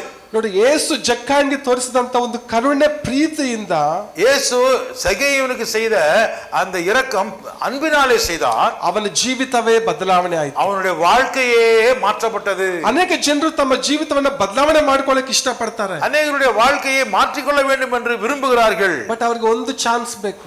ஆனா அவர்களுக்கு ஒரு வாய்ப்பு தேவை. ನಿಮ್ಮ ಕರುಣೆ ಅವರಿಗೆ ಬೇಕು. உங்களுடைய இரக்கம் அவர்களுக்கு தேவை. ದೇವರ ಕರುಣೆ ಎಲ್ಲರಿಗೂ ಇದೆ. தேவனுடைய இரக்கம் எல்லாருக்கும் கிடைக்குது. ಆದ್ರೆ ದೇವರು ನೋಡ್ಲಿಕ್ಕೆ ಆಗಲ್ವಲ್ಲ. ஆனால் தேவனை யாரும் பார்க்க முடியாதே. ದೇವರ ಒಂದು ಕರುಣೆ ಎಲ್ಲರ ಮೇಲೆ ಇದೆ. ಒಳ್ಳೆಯವರ ಮೇಲೆ ಎಲ್ಲರ ಮೇಲೆ ತನ್ನ ಕರುಣೆಯನ್ನು ತೋರಿಸ್ತಾನೇ ಇದ್ದಾರೆ ದೇವರು. எல்லா கெட்டவர்கள் மேலேயும் கூட தேவனுடைய இரக்கம் இருக்கத்தான் செய்கிறது. ದೇವರ ಕರುಣೆಗೆ ಕೊನೆನೇ ಇಲ್ಲ. தேவனுடைய இரக்கத்திற்கு முடிவே இல்லை. ಆದ್ರೆ ಕಣ್ಣಿಗೆ ಕಾಣುವಂತ ನಮ್ಮ ಒಂದು ದಯೆ ಕರುಣೆ ಕೂಡ ஆனா நம்ம கண்ணுக்கு காணப்படக்கூடிய அவர்களுக்கு நம்முடைய இரக்கத்தை காட்டும் போது ನಮ್ಮ ಕರುಣೆಯನ್ನ ಕೆಲವರು ನಮ್ಮ ಕುಟುಂಬದವರು ನಮ್ಮ ಬಂಧು ಮಿತ್ರರು ನಿರೀಕ್ಷೆ ಮಾಡ್ತಾ ಇದ್ದಾರೆ. நம்முடைய இருதயத்திலிருந்து வரக்கூடிய அந்த இரக்கத்தை பார்ப்பதற்கு நம்முடைய சொந்தக்காரர்களும் உறவினர்களும் பந்துக்களும் எதிர்பார்க்கிறார்கள். ನಿಮ್ಮ ಒಂದು ಕರುಣೆಯ ಮಾತು, உங்களுடைய அந்த இரக்கத்தினாலே பேசக்கூடிய அந்த பேச்சு ಅವರ ಜೀವಿತವನ್ನ ಬದಲಾವಣೆ ಮಾಡಬಹುದು. வாழ்க்கையவே மாற்றி விடுகிறது. அல்லேலூயா. ಯೇಸು ಅವರ ಜಕ್ಕಾಯನ ಮನೆಗೆ ಹೋದಾಗ, ಯೇಸು ಸಗೇಯனுடைய வீட்டுக்கு போகும்போது ಯೇಸುವಿನಲ್ಲಿ ಕಂಡಂತ ಒಂದು ಪ್ರೀತಿಯನ್ನು ಅವನು ಕಂಡು ಅವನು ಒಂದು ದೊಡ್ಡ ಒಂದು ಬದಲಾವಣೆ ಆದ. இயேசுவினிடத்திலே சகையு பார்த்த அந்த அளவற்ற அந்த அன்பை பார்க்கும் பொழுது அவனுடைய வாழ்க்கையை மாறியது. ಜಕ್ಕಾಯನು ನೂತನ ಸೃಷ್ಟಿಯಾದ. சகையு அவன் ஒரு புதிய சிருஷ்டியாக மாறிவிட்டான். ತನ್ನ ಪಾಪವನ್ನು ಅರಿಕೆ ಮಾಡಿದ. தன்னுடைய பாவத்தை அவன் அறிக்கை செய்து விட்டான். ನೋಡಿ, ನಮ್ಮಲ್ಲಿ ಕೂಡ ಕೆಲವರು ಅವರಿಗೆ ಅರಿಕೆ ಮಾಡ್ಬೇಕಂತ ಆಸೆ, ಅರಿಕೆ ಮಾಡ್ಬೇಕಂತ ಆಸೆ. பலருக்கு பாவத்தை அறிக்கை செய்ய வேண்டும் என்று விருப்பம். ನೀವು ಅವರಿಗೆ ಅರಿಕೆ ಮಾಡ್ಲಿಕ್ಕೆ ಅವಕಾಶ ನಾವು ಕೊಡಬೇಕು. அது ஆனால் அந்த அறிக்கை செய்வதற்கு நாம் அவர்களுக்கு ஒரு வாய்ப்பை கொடுக்க வேண்டும். ನಾವು ಅವರ ಹತ್ರ ಹೋಗ್ಬೇಕು. நாமே அவர்களிடத்தில் செல்ல வேண்டும். ಯಾಕಂದ್ರೆ ಅವರ ಮನಸ್ಸು ಮುರಿದೋಗಿದೆ. ஏனென்றால் அவங்க இருதயம் உடைஞ்சு போயிருக்குது. ಅವರಿಗೆ ಏನೋ ಒಂದು ರೀತಿ ಬೇಜಾರಾಗಿದೆ. ஏதோ ஒரு விஷயத்துல அவங்க ரொம்ப தர்ம சங்கடமா இருக்கிறாங்க. ಸೊ ಈಗ ನಮ್ಗೆ ಅವ್ರ ಮೇಲೆ ಕೋಪ ಇದೆ. அவங்க மேல நமக்கு ஏதோ ஒரு கோபம் இருக்குது. ಎಷ್ಟು ದಿನಗಳಂತೇಳಿ ನಾವು ಆ ಕೋಪನ ಹಂಗೇ ಇಟ್ಕೊಂಡಿರೋದು. எவ்வளவு நாளைக்கு தான் அந்த கோபம் அப்படியே இருக்கணும்? ಆ ಕೋಪಕ್ಕೆ ಕೊನೆ ದಿನ ಯಾವತ್ತು? அந்த கோபத்தினுடைய கடைசி நாள் எது? ಇನ್ನೊಂದು ತಿಂಗಳ, ಒಂದು ವರ್ಷನಾ, ஒரு மாசம் இருக்குமா, ஒரு வருஷம் இருக்குமா? ಹಾಗಂತ ಏನಾದ್ರು ಲೆಕ್ಕ ಮಾಡ್ತಾ ಇದ್ದೀವ ನಾವು? சில பேர் அதை கணக்கு போட்டு பார்த்துட்டு இருக்கிறோமா? ನಾಳೆ ನಾವ್ ಇರ್ತೀವ? நாளைக்கு நாம் இருப்போமா? ಯಾರಿಗೆಲ್ಲ ಗ್ಯಾರಂಟಿ ಇದೆ ನಾಳೆ ನಾನು ಇರ್ತೀನಿ ಅಂತ? நாளைக்கு கண்டிப்பா இருப்பேன். எத்தனை பேர் ಗ್ಯಾರಂಟಿ ಇದೆ? ಸೆಲೆಕ್ಟ್ ಆಗಿದ್ದಾರೆ. ಆದ್ರೆ yes so much of confidence அவனுக்கு இருக்குது, நாளைக்கு கண்டிப்பா இருப்பேன்னு சொல்லி. ஆமென். yes ಈಗ ಎಲ್ಲ 5 year ಪ್ಲಾನ್ 1 year ಪ್ಲಾನ್ ಇದೆಯಲ್ಲ ಹಂಗೆ. இவர் கையை தூக்கி பிடிச்சிட்டாரு. கர்த்தருக்கு ஸ்தோத்திரம். ಒಂದು ಸರ್ಕಾರಕ್ಕೆ 5 ವರ್ಷದ ಒಂದು ಯೋಜನೆ ಮಾಡ್ತಾರೆ ಅವರು. வருஷத்தை சர்க்காருக்கு 5 வருஷத்துக்கு பிளான் பண்றாங்க. ಪ್ರತಿ ವರ್ಷ ಒಂದು ಯೋಜನೆ, ಒಂದು ಬಜೆಟ್ ಮಾಡ್ತಾರೆ. ஒவ்வொரு வருஷமும் அவங்க பட்ஜெட்டுக்கு அவங்க பிளான் பண்றாங்க. ಸೊ ನಾವು ಕೂಡ ಅಷ್ಟೇ ಒಂದು ಇಯರ್ಲಿ ಪ್ಲಾನ್ ಮಾಡ್ತೀವಿ, ಮಂತ್ಲಿ ಪ್ಲಾನ್ ಮಾಡ್ತೀವಿ. நாம கூட வருஷத்துக்கு ஒரு பிளான், ஒரு மாசத்துக்கு ஒரு பிளான் போடுறோம். ಎಲ್ಲ ಪ್ಲಾನ್ ಮಾಡಿ எல்லாம் பிளான் பண்ணுங்க. ಆದ್ರೆ ಕರುಣೆ ತೋರಿಸಲಿಕ್ಕೆ, ஆனா இரக்கம் காட்டுறதுக்கு ಈ ತಿಂಗಳಲ್ಲಿ ತೋರಿಸ್ತೀನಿ, இந்த மாசம் நான் காட்டுறேன், ಈ ವರ್ಷದಲ್ಲಿ ತೋರಿಸ್ತೀನಿ, இந்த வருஷத்திலே நான் இரக்கம் காட்டுறேன், ಇಂಥ ಟೈಮ್ ಅಲ್ಲೇ ನಾನು ತೋರಿಸ್ತೀನಿ, இந்த சமயத்திலே நான் இரக்கம் காட்டுவேன், ಅದಕ್ಕೆ ನಾನು ಕಾಯ್ತಾ ಇದ್ದೀನಿ, அதுக்காக நான் காத்து கொண்டிருக்கிறேன். ಕರುಣೆ ತೋರಿಸ್ಲಿಕ್ಕೆ ಕಾಯಬೇಕಾ? கருணை காட்டுறதுக்கு நீங்க காத்துக்கிட்டு இருக்கணுமா? ಬಸ್ಗೆ ಕಾಯಿರಿ, ಟ್ರೈನ್ಗೆ ಕಾಯಿರಿ. பஸ்ஸுக்கு காத்துருங்க, ட்ரெயினுக்கு காத்துருங்க. ಆದ್ರೆ ಇನ್ನೊಬ್ಬರನ್ನ ಕ್ಷಮಿಸಲಿಕ್ಕೆ ನಾವು ಕಾಯುವಂತ ಅವಶ್ಯಕತೆ ಇಲ್ಲ. இன்னொருத்தருடைய பாவத்தை மன்னிக்கிறதுக்கு ஏன் நீங்க காத்துக்கிட்டு இருக்கிறீங்க? ಕರುಣೆ ತೋರಿಸಲಿಕ್ಕೆ ಒಂದು ಸಮಯ ಅನ್ನೋದಿಲ್ಲ. கருணை காட்டுறதுக்கு நீங்க ஒரு சமயம்னு சொல்லி ஒரு சமயமே இல்ல. ಅದನ್ನ ನಾವು ಇವತ್ತು ನಾವು ಮಾಡ್ಬೇಕು. அது இப்பொழுதே இன்றைக்கே செய்ய வேண்டும். ಯಾಕಂದ್ರೆ ನಾಳೆ ನಾವು ಇರ್ತೀವಿ ಅನ್ನೋ ಗೊತ್ತಿಲ್ಲ. நாளைக்கு நாம் இருப்போமா இல்லையா நமக்கு தெரியாது. ನಾವು ದುಃಖಕ್ಕೆ ಒಳಗಾಗಬಾರದು. ನಾವು ನಾಳೆ ದುಃಖಕ್ಕೆ ಒಳಗಾಗಬಾರದು. ನಾವು இப்படிப்பட்ட ஒரு துக்கத்திற்கு நாம் உள்ளாக கூடாது. ನಾನು ಅವ್ರ ಹತ್ರ ಮಾತಾಡ್ಬೇಕಂತಿದ್ದೆ, நான் ஒருத்தர பேச வேண்டும் என்று நினைத்தேன், ನನಗೆ ಹಿಂಗ ಆಗ್ಬಿಡ್ತು. அதுக்குள்ளே இப்படி முடிஞ்சு போச்சே. ಸೊ ನಾವು ಕೆಲವೊಮ್ಮೆ ಏನಾಗ್ತೀವಿ ಅಂದ್ರೆ ನಾವು ಖಿನ್ನತೆಗೆ, ಡಿಪ್ರೆಷನ್ಗೆ ನಾವು ಕೆಲಸ ನಾವು ಒಳಗಾಗ್ತೀವಿ. இப்படி நம்ம போகும் பொழுது நாம் என்ன பண்ணுகிறோம்? துக்கத்திற்கு உள்ளே நாமே சென்று விடுகிறோம். ನಮ್ಮಲ್ಲಿ ಕೆಲಸರಿ ಗಿಲ್ಟಿ ಕಾನ್ಶಿಯಸ್ ನಮ್ಮಲ್ಲಿ ಬಂದ್ಬಿಡುತ್ತೆ. குற்ற உணர்வு நமக்குள்ளே வந்து விடுகிறது. ನಾನು ಅವ್ರ ಜೊತೆ ಒಂದು ರಾಜಿ ಮಾಡ್ಕೊಳ್ಬೇಕಾಗಿ, ಸಂಧಾನ ಮಾಡ್ಕೊಳ್ಬೇಕಾಗಿ, நாம ஒவ்வொருத்தரோட ஒருவர் ஒப்புரவாக வேண்டும், சமாதானம் பொருந்த வேண்டும். ನಾನೇ ಅದನ್ನ ಪೋಸ್ಟ್ಪೋನ್ ಮಾಡ್ಬಿಟ್ಟೆ. நானே அதை தள்ளி போட்டு விட்டேனே. ನಾನು ಅವ್ರ ಮನೆಗೆ ಹೋಗಿ ನಾನು ಸಮಾಧಾನ ಮಾಡ್ಕೊಬೇಕಾಗಿತ್ತು, ಬಟ್ ನಾನು ಹೋಗಿಲ್ಲ. நானே அவங்க வீட்டுக்கு போய் சமாதானம் அடையணும்னு நினைத்தேன், ஆனால் நான் போகல. ಅವ್ರಿಗೇನೋ ಆಗಿ ಅವರೇ ಸತ್ತೋಗ್ಬಿಟ್ರೆ, ಅವ್ರಿಗೆ ಏನಾದ್ರೂ ಆಗಿ ಏನಾದ್ರೂ ಅವ್ರು ಸತ್ತೋಗ್ಬಿಟ್ರೆ, அவங்களுக்கு ஏதாவது ஒரு பிரச்சனை வந்து அவங்க செத்து போயிட்டா, ಶವ ಪೆಟ್ಟಿದೆ ಮುಂದೆ ದೇವರೇ ಅಪ್ಪ ನಾನು ಇವನಿಗೆ ಕರುಣೆ ತೋರಿಸ್ಬೇಕಂತ ಹೋಗಿ ಪ್ರಾರ್ಥನೆ ಮಾಡ್ತೀರಾ? ஆண்டவரே அவங்களுக்கு இரக்கம் காட்டி அவங்கள மன்னிக்கணும்னு சொல்லி நீங்க அப்புறமா ஜெபம் பண்ணுவீங்களா?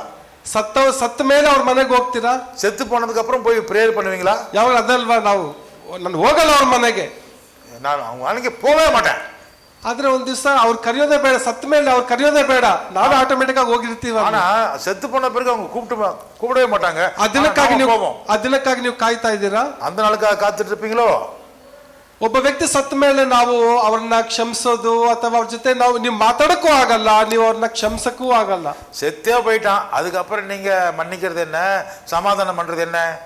ಸೊ ಈ ಒಂದು ಕರುಣೆ ಅನ್ನುವಂಥದ್ದು ಬರೀ ದೊಡ್ಡವ್ರಿಗೆ ಮಾತ್ರ ಅಲ್ಲ, ಯವನಸ್ಥರಾಗ್ಲಿ ಎಲ್ಲರೂ ಕೂಡ ನಾವು ಈ ಒಂದು ಕರುಣೆಯ ಸೇವೆ, ಈ ಒಂದು ಕರುಣೆ ನಾವು ತೋರಿಸುವಂತವರಾಗಿರ್ಬೇಕಂತೇಳಿ ವಾಕ್ಯ ನಮ್ಗೆ ಹೇಳುವಂತದ್ದಾಗಿದೆ. ஒருத்தருக்கு இரக்கம் காட்டுறதுக்கு வயசு வித்தியாசமே தேவையில்லை. வாலிபர்களா இருந்தாலும் செய்யணும், பெரியவர்களா இருந்தாலும் அதை செய்ய வேண்டும் என்று வசனம் நமக்கு சொல்லுகிறது. ಕೊನೆಯದಾಗಿ ಮತ್ತು ಮೂರನೇದಾಗಿ ನಾವು ಯೋಹಾನ ಸುವಾರ್ತೆ 8ನೇ ಅಧ್ಯಾಯಕ್ಕೆ ನಾವು ತಿರುಗಿಸೋಣ. மூன்றாவதாக கடைசியாக யோவான் எழுதின சுவிசேஷம் 3ஆம் அதிகாரத்திற்கு நம்ம கடந்து வருவோம். ಅಲ್ಲಿ 3ರಿಂದ 11 ವಚನ ನಾವು ನೋಡುವಾಗ 3ರಿಂದ 11 ವರೆಗೆ நம்ம ವಾಸಿಪೋம். ಒಂದು ವ್ಯಭಿಚಾರದ ಪಾಪದಲ್ಲಿ ಸಿಕ್ಕಿಕೊಂಡಂತ ಒಂದು ಸ್ತ್ರೀಯನ್ನ ಯೇಸು ಸ್ವಾಮಿ ಮುಂದೆ ಕರ್ಕೊಂಡು ಬರ್ತಾರೆ. John chapter 8 3 to 11. 8ஆம் அதிகாரம், யோவான் சுவிசேஷம் 8ஆம் அதிகாரம் 3 to 11. 3ರಿಂದ 11 ವರೆ. ಆತನು ಕೂತುಕೊಂಡು ಅವರಿಗೆ ಉಪದೇಶ ಮಾಡುತ್ತಿರುವಲ್ಲಿ ಶಾಸ್ತ್ರಿಗಳು ಫರಿಸಾಯರು ವ್ಯಭಿಚಾರದಲ್ಲಿ ಸಿಕ್ಕಿದ ಒಬ್ಬ ಹೆಂಗಸನ್ನು ಆತನ ಬಳಿಗೆ ತಂದು ಆಕೆಯನ್ನು ನಡುವೆ ನಿಲ್ಲಿಸಿ, ಬೋಧಕನೇ, ಈ ಹೆಂಗಸು ವ್ಯಭಿಚಾರ ಮಾಡುತ್ತಿರುವಾಗಲೇ ಕೈಗೆ ಸಿಕ್ಕಿದಳು. ಇಂಥವರನ್ನು ಕಲ್ಲೆಸೆದು ಕೊಲ್ಲಬೇಕೆಂದು ಮೋಶೆಯು ಧರ್ಮಶಾಸ್ತ್ರದಲ್ಲಿ ನಮಗೆ ಅಪ್ಪಣೆ ಕೊಟ್ಟಿದ್ದಾನೆ. ಈಕೆಯ ವಿಷಯದಲ್ಲಿ ನೀನು ಏನು ಹೇಳುತ್ತೀ ಎಂದು ಆತನನ್ನು ಕೇಳಿದರು.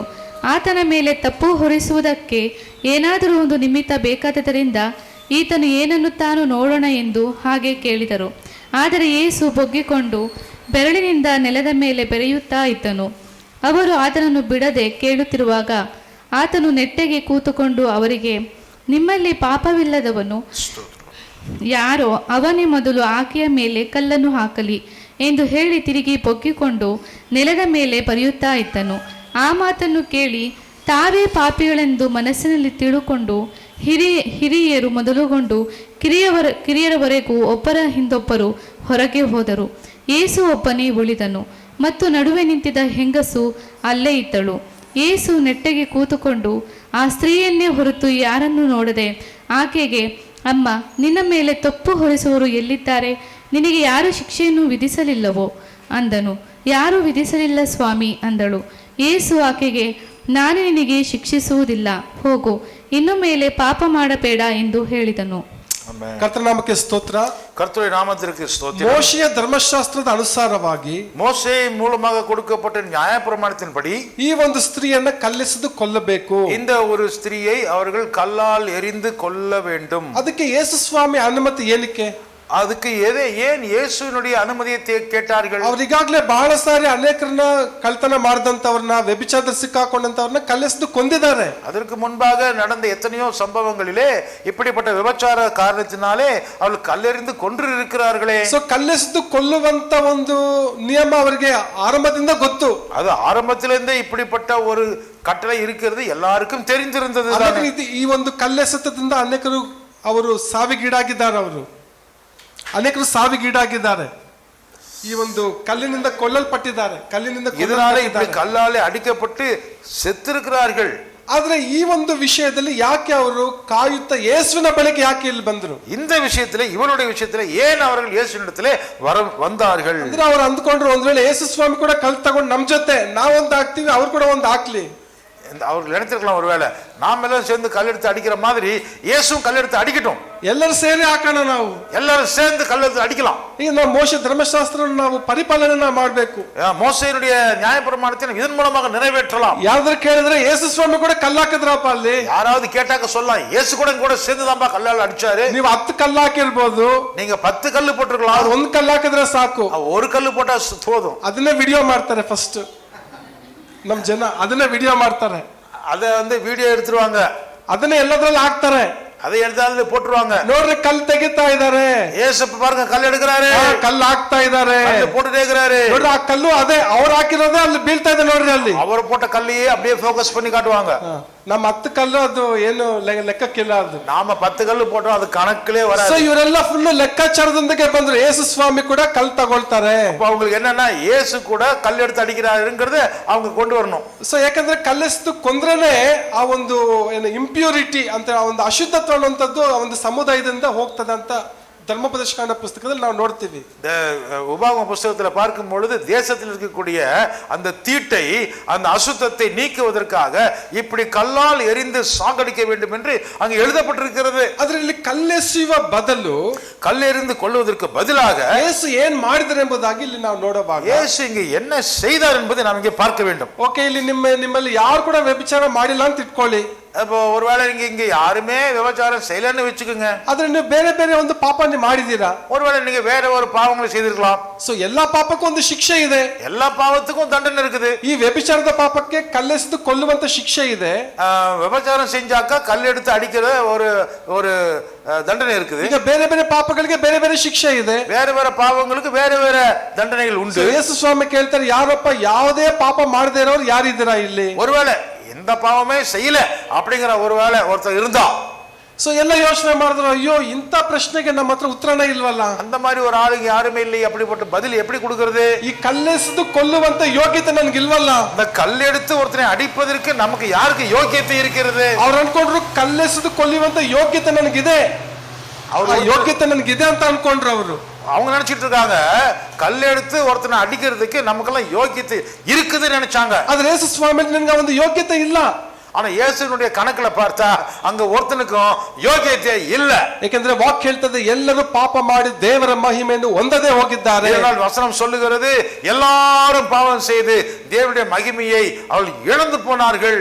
ಪಾಪದಲ್ಲಿ ಕೂಡ ಹಲವಾರು ವಿಧವಾದಂತ ಒಂದು ಪಾಪಗಳಿದೆ.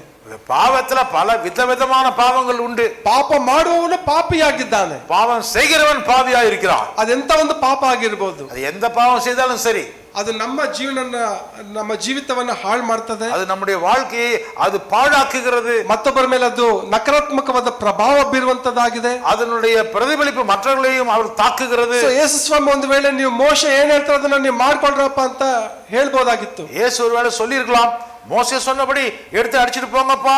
ಆದ್ರೆ ಯೇಸು ಸ್ವಾಮಿ ಹೇಳಿದಂತ ಒಂದು ಪ್ರಶ್ನೆಗೆ, ஆனால் இயேசு கொடுத்த அந்த கேள்வி என்னவென்றால், ಯೇಸು ಎಲ್ಲಾ ಜನರು ಮೌನವಾಗಿ ಸ್ಥಳವನ್ನ ಬಿಟ್ಟು ಹೋದ್ರಂತ. அந்த இயேசு கேட்ட கேள்விக்கு பதில் சொல்ல முடியாமல் எல்லாரும் போய்விட்டார்கள். ಹಾಗಾದ್ರೆ ಈ ಒಂದು ಸ್ತ್ರೀಗೆ ಯೇಸು ಸ್ವಾಮಿ ಏನ್ ತೋರಿಸಿದ್ರು? அப்படி என்றால் இந்த பெண்ணுக்கு இயேசு என்ன செய்தார்?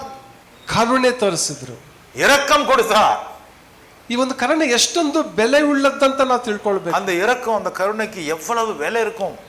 ಆ ಕರುಣೆ ಏನ್ ಮಾಡ್ತ ಅಂತ ಹೇಳಿದ್ರೆ, ಆಕೆ ಜೀವಿತವನ್ನೇ ಬದಲಾವಣೆ ಮಾಡ್ತು. அவர் காட்டின அந்த கருணை நிமித்தமாக அவளுடைய வாழ்க்கை முழுவதும் மாறிவிட்டது. ಯೇಸು ಕೊನೆಯದಾಗಿ ಆಕೆಗೆ ಹೇಳಿದಂತ ಒಂದು ಮಾತೇನಂದ್ರೆ, கடைசியாக இயேசு அவளுக்கு சொன்ன வார்த்தை என்னவென்றால், ಹೋಗು, ಇನ್ನ ಮೇಲೆ ಪಾಪ ಮಾಡಬೇಡ, நீ போமா, இனிமே பாவம் செய்யாத என்று சொல்லிவிட்டார். Go and sin no more. நீ போலாம், இனிமே நீ பாவம் செய்யாத. ಅಂದ್ರೆ ಗೋ ಅಂಡ್ ಲಿವ್.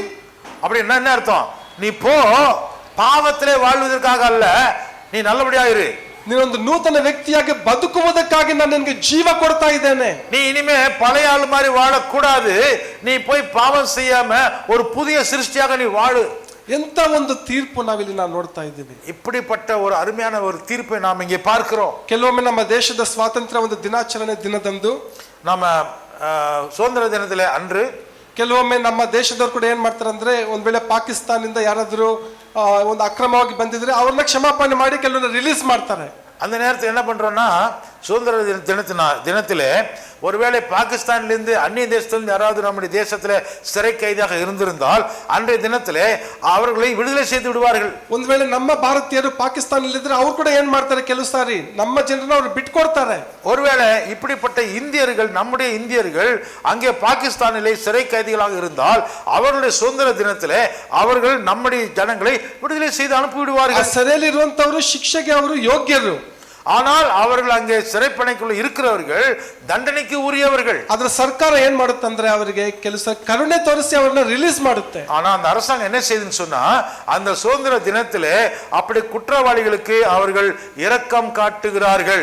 ಆಗ ಅಂತ ಒಂದು ಕೈದಿಗಳಿಗೆ ಎಂತ ಒಂದು ಮಹಾ ಸಂತೋಷ, ಹೌದಲ್ವಾ? அப்பொழுது அப்படி விடுதலை அடைந்து கொண்ட கருணை பெற்ற அந்த குற்றவாளிகளுக்கு எவ்வளவு சந்தோஷம் இருந்திருக்கும். ಅವ್ರಿಗೆ ವಾದಿಸುವುದಕ್ಕೆ ಯಾವ ವಕೀಲರು ಬೇಕಾಗಿಲ್ಲ, ಹಣ ಬೇಕಾಗಿಲ್ಲ, ಯಾವ ಪ್ರಭಾವ ಕೂಡ ಅವ್ರಿಗೆ ಬೇಕಾಗಿಲ್ಲ. அவங்க காசு பணம் செலவு பண்ணி ஒரு வக்கீலை வச்சு போராடி அந்த விடுதலையை அவங்க பெற்றுக்கொள்ள முடியாத ஒரு நிலையில் இருந்தாங்க. ಯೇಸು ಕ್ರಿಸ್ತನು ಈ ಒಂದು ಸ್ತ್ರೀಗೆ ತೋರಿಸಿದಂತ ಒಂದು ಕರುಣೆ, இப்படிப்பட்ட நிலைமையில் இருக்கக்கூடிய இந்த ஸ்திரீக்கு இயேசு கொடுத்த அந்த இரக்கம் ಆಕೆ ಜೀವಿತವನ್ನೇ ಬದಲಾವಣೆ ಮಾಡುತ್ತೆ. அவருடைய வாழ்க்கையவே அது மாற்றி போட்டது. ಈ ಒಂದು ಕರುಣೆಯನ್ನ ಆಕೆ ರುಚಿಸಿ ನೋಡಿದ್ಲು. இந்த இரக்கத்தை அவள் ருಚಿத்து பார்த்தாள். ಆಕೆ ಅದನ್ನ ಅನುಭವಿಸಿದಳು, அதை அவள் ಅನುಭವಿத்தாள். ಇವತ್ತು ನಮ್ಮಲ್ಲಿ ಕೂಡ ನಾವು ಅನೇಕ ಸಾರಿ ನಾವು ಕರುಣೆಯನ್ನು ಹೊಂದಿದ್ದೇವೆ, ಮತ್ತೊಬ್ಬರಿಂದ ಕರುಣೆ ಹೊಂದಿದ್ದೇವೆ. நம்முடைய வாழ்க்கையில கூட மற்றவர்கள் காட்டுகிற கருணையை நாம் பெற்றிருக்கிறோம். ಈಗ ನಾವು ಕರುಣೆ ತೋರಿಸುವಂತವರಾಗಿರ್ಬೇಕು. நாம் இப்பொழுது மற்றவர்களுக்கு இரக்கம் காட்டுகிறவர்களாக ನೀವು ಅಂದ್ರೆ ಹೇಳ್ಬೋದು, ನಾನು ಕರುಣೆ ತುಂಬಾ ತೋರಿಸ್ತಾ ಇದ್ದೀನಿ, ಕರುಣೆ ತುಂಬಾ ತೋರಿಸ್ಬಿಟ್ಟಿದ್ದೀನಿ ನಾನು. பிரதர், நான் அதிகமா இரக்கத்தை கொடுத்துட்டேன், ನನ್ಗೆ ಇನ್ನೊಬ್ರು ತೋರ್ಸವರೇ ಇಲ್ವಲ್ಲ ಅಂತ எனக்கு ನೀವು யாருமே ಯೋಚನೆ இரக்கத்தை ಮಾಡ್ಬೋದು. காட்டலையே. ಆದ್ರೆ ನಿಮ್ಗೆ ತಿಳಿಯದಂತ ರೀತಿಯಲ್ಲಿ ದೇವರು ನಿಮ್ಗೆ ಕರುಣೆಯನ್ನು ತೋರಿಸುವವನಾಗಿದ್ದಾನೆ. ஆனா உங்களுக்கே தெரியாம கர்த்தர் தன்னுடைய இரக்கத்தை உங்கள் மேலே காட்டிக்கொண்டே இருக்கிறார். ಸೊ ಕರುಣೆ ತೋರಿಸುವುದು ಮುಖ್ಯನೇ, எனவே கருணை காட்டுவது மிக முக்கியம், ಕರುಣೆ ಹೊಂದಿಕೊಳ್ಳುವುದು ಕೂಡ ಮುಖ್ಯನೇ, இரக்கத்தை பெற்றுக்கொள்வது முக்கியம். ಇದೊಂದು ರೀತಿ ಎರಡು ಕೈ ತರ ನಾವು ಯೋಚನೆ ಮಾಡಬೇಕು. இது ரெண்டு கைகளை போல நாம சிந்திக்கணும். ಎರಡು ಜೊತೆಯಾಗಿ ಹೋಗುತ್ತೆ, ரெண்டும் ஒன்றாகத்தான் போகுது. ಯಾವಾಗಂದ್ರೆ ನಾವು ಮೊದಲು ಕರುಣೆ ತೋರಿಸಿದಾಗ, நாம் முதலாவதாக கருணையை நாம் காட்டினால் ನಾವು ಕರುಣೆಯನ್ನು ಹೊಂದಿಕೊಳ್ಳುತ್ತೇವೆ. நாமும் கூட இரக்கத்தை பெற்றுக்கொள்ளுவோம். ಎಂತ ಫಾರ್ಮುಲಾ ಅಲ್ವಾ ಇದು? என்ன மாதிரியான ஒரு சூத்திரம் பாருங்க. ಸ್ಕೂಲಲ್ಲಿ ಇಂಥ ಫಾರ್ಮುಲಾನ ನೀವು ಉಲ್ಟಾ ಮಾಡಿದ್ರೆ ರಾಂಗ್ ಅಂತ ಆಗ್ತಾರೆ, ಟೀಚರ್ ಮಾರ್ಕ್ಸ್ ಬರಲ್ಲ. ಅದಕ್ಕೆ இந்த மாதிரி ஃபார்முலா போட்டீங்கன்னா யாரும் மார்க் உங்களுக்கு கொடுக்க மாட்டாங்க. ಫಾರ್ಮುಲಾ ಕರೆಕ್ಟ್ ಆಗಿ ನಾವು ಫಾಲೋ ಮಾಡಿದ್ರೇನೆ ಪ್ರಾಬ್ಲಮ್ ಸಾಲ್ವ್ ಆಗೋದು. நல்லா கரெக்டா எழுதினாதான் டீச்சர் மார்க் கொடுப்பாங்க, பிரச்சனை வந்து தீர்ந்து ಸೊ போகும். ವಾಕ್ಯವನ್ನು ಕೂಡ ನಾವು ಸರಿಯಾಗಿ ಫಸ್ಟ್ ನಾವ್ ಏನ್ ಮಾಡ್ಬೇಕು ಅನ್ನೋದನ್ನ ನಾವು ಫಸ್ಟ್ ಮಾಡಿದ್ರೇನೆ, நம்முடைய வாழ்க்கையில கூட முதலாவது நாம் என்ன செய்யணுங்கிறத நாம செய்தால்தான் ನಂತರ ನಾವು ಏನ್ ಪಡಿಬೇಕೋ ಅದನ್ನ ನಾವು ಅದ್ಭುತವಾಗಿ ನಾವು ಅದನ್ನ ಪಡ್ಕೊಳ್ತೇವೆ. அதுக்கு பிறகுதான் நமக்கு என்ன கிடைக்குமோ அது நமக்கு கிடைக்கும். ಸೊ ಕೇಳಿದಂತ ವಾಕ್ಯಗಳಿಗೆ ಒಪ್ಪಿಸಿಕೊಟ್ಟವರಾಗಿ ನಾವು ಪ್ರಾರ್ಥನೆ ಮಾಡೋಣ. கேட்ட வசனங்களுக்காக நம்மை ஒப்பு கொடுத்து நாம் ஜெபிப்போமா? ಕ್ರಿಸ್ತನಲ್ಲಿ ಪ್ರೀತಿಯ ದೇವ ಜನರೇ, கிறிஸ்துவுக்குள்ளே எனக்கு அருமையான அன்பான தேவனுடைய ஜனங்களே, ದೇವರು ನಮ್ಗೆ ಎಷ್ಟೊಂದು ಕರುಣೆಯನ್ನು ದೇವರು ನಮ್ಗೆ ತೋರಿಸಿದ್ದಾರೆ. தேவன் நமக்கு எவ்வளவு ஏராளமாக இரக்கத்தை நமக்கு கொடுத்திருக்கிறார். ನಮ್ಮ ಮಕ್ಕಳಿಗೆ, ನಮ್ಮ ಒಂದು ಗಂಡನಿಗೆ, ಹೆಂಡತಿಗೆ, ನಮ್ಮ ತಂದೆ ತಾಯಂದಿರಿಗೆ ಎಷ್ಟೊಂದು ಕರುಣೆ ದೇವರು ತೋರಿಸಿದ್ದಾರೆ. நம்முடைய பிள்ளைகளுக்கு, நம்முடைய கணவன்மார்களுக்கு, மனைவிமார்களுக்கு, பெற்றோர்களுக்கு தேவன் எவ்வளவு அதிகமாய் நம்ம மேல இரக்கம் காட்டியிருக்கிறார். ನಮ್ಮ ಕೆಲಸಗಳಲ್ಲಿ, ನಮ್ಮ ಪ್ರಯಾಣದಲ್ಲಿ, ನಮಗೆ ಅನಾರೋಗ್ಯ ಇರುವಂತ ಸಮಯದಲ್ಲಿ, நம்முடைய செய்கிற வேலைகளிலே, பிரயாணங்களிலே, நாம் உடம்பு சரியில்லாம இருக்கிற நேரத்திலே ಎಷ್ಟೊಂದು ಕರುಣೆಯನ್ನು ದೇವರು ತನ್ನ ಜನರ ಮೂಲಕವಾಗಿ ತೋರಿಸಿದ್ದಾರೆ. தன்னுடைய ஜனங்கள் மூலமாக தேவன் எவ்வளவு இரக்கத்தை, கருணையை நம்ம மேலே காட்டியிருக்கிறார். ನಾವು ಪ್ರಶ್ನೆ ಮಾಡಿಕೊಳ್ಳೋಣ, ನಾವು ಯಾರಿಗೆ ನಾವು ಕರುಣೆ ನಾವು ಇದುವರೆಗೂ ನಾವು ತೋರಿಸಿದ್ದೇವೆ? நாம் கேட்க வேண்டிய கேள்வி என்ன தெரியுமா? இப்படிப்பட்ட ஒரு இரக்கத்தை நாம் யாருக்கு காட்டியிருக்கிறோம்? ಇನ್ನು ಯಾರಿಗೆ ಕರುಣೆ ತೋರಿಸಬೇಕೆಂಬುದಾಗಿ ನಾವು ಆಲೋಚನೆ ನಾವು ಮಾಡ್ತಾ ಇದ್ದೇವೆ. இன்னும் இனிமேல் நாம் யாருக்கு இன்னும் கருணையை காட்ட வேண்டும் என்று நாம் யோசிக்க வேண்டும். ಯಾವ ವ್ಯಕ್ತಿಯನ್ನು ದೇವರು ನಮಗೆ ತೋರಿಸ್ಕೊಡ್ತಾ ಇದ್ದಾರೆ? தேவன் எனக்கு யாரை காட்டுகிறார் அவர்களுக்கு நாம் இரக்கத்தை காட்ட வேண்டும் என்று ನೀವು ಪ್ರಾರ್ಥಿಸುವಾಗ ದೇವರು ಆ ವ್ಯಕ್ತಿಗಳನ್ನು ನಿಮಗೆ ಪ್ರಕಟ ಮಾಡ್ತಾನೆ. அப்படிப்பட்ட ஒரு ஜெபத்தை நீங்கள் செய்தால் கர்த்தர் உங்களுக்கு அப்படிப்பட்ட ஆட்களை உங்களுக்கு காட்டுவார். ಆ ವ್ಯಕ್ತಿಗಳಿಗೆ ನೀವು ಕರುಣೆಯನ್ನು ತೋರಿಸುವಾಗ, அப்படிப்பட்ட ஆட்களுக்கு நீங்கள் இரக்கத்தை காட்டும் பொழுது ಪರಲೋಕದ ದೇವರಿಗೆ ನಿಮ್ಮ ವಿಷಯದಲ್ಲಿ ಸಂತೋಷ ಉಂಟಾಗ್ತದೆ. பரலோகத்தின் தேவனுக்கு உங்கள் மேலே அன்பு அதிகமாகும், ದೇವರಿಗೆ ಮಹಿಮೆ ಉಂಟಾಗ್ತದೆ, தேவனுக்கு மகிமை உண்டாகும். ಅದಕ್ಕಾಗಿ ಒಪ್ಪಿಸಿಕೊಟ್ಟವರಾಗಿ ನಾವು ಪ್ರಾರ್ಥನೆ ಮಾಡೋಣ. இப்படியாக நம்ம ஒப்பு கொடுத்து நாம் ஜெபிக்கலாமா? ನಮ್ಮನ್ನು ಬಹಳವಾಗಿ ಪ್ರೀತಿ ಮಾಡುವ ತಂದೆಯಾದ ದೇವರೇ, எங்களை அதிகமாய் நேசிக்கிற அன்பின் பரலோக பிதாவே, ನೀನು ಕರುಣೆಯುಳ್ಳ ದೇವರಾಗಿದ್ದೆ, ಅದಕ್ಕಾಗಿ ನಿನಗೆ ಸ್ತೋತ್ರ. நீர் இரக்கமுள்ள தேவனா இருக்கிறதற்காக உமக்கு ஸ்தோத்திரம். ನಿನ್ನ ಮಕ್ಕಳಾಗಿರುವಂತ ನಾವು ಸಹ உம்முடைய பிள்ளைகளாகிய நாங்களும் கூட ನೀನು ತೋರಿಸಿದಂತ ಕರುಣೆಯನ್ನು நீர் எங்களுக்கு காட்டின அந்த இரக்கத்தை ನಮ್ಮ ಕುಟುಂಬದವರಿಗೂ, நம்முடைய குடும்பத்திற்கு, ಬಂಧು ಮಿತ್ರರಿಗೂ, எங்களுடைய சொந்தக்காரர்களுக்கு, ನಮ್ಮ ನೆರೆಹೊರೆಯವರಿಗೂ எங்களுடைய உடன் பிறந்தவர்களுக்கு, மற்றவர்களுக்கு ತೋರಿಸುವಂತೆ ಸಹಾಯ ಮಾಡು. அவர்களுக்கும் அதை காட்டுவதற்கு எங்களுக்கு உதவி செய்யும். ಪ್ರಾರ್ಥನೆ ಕೇಳಿದಕ್ಕಾಗಿ ಸ್ತೋತ್ರ. எங்கள் ஜெபத்தை கேட்டதற்காக நன்றி. ಯೇಸುವಿನ ನಾಮದಲ್ಲಿ ಬೇಡುತ್ತೇವೆ ತಂದೆಯೇ. இயேசுவின் மூலமாய் ஜெபிக்கிற நல்ல பிதாவே. Amen. Amen. Amen. Thank you. God bless. எல்லாரும் கரங்களை தட்டுவோம்.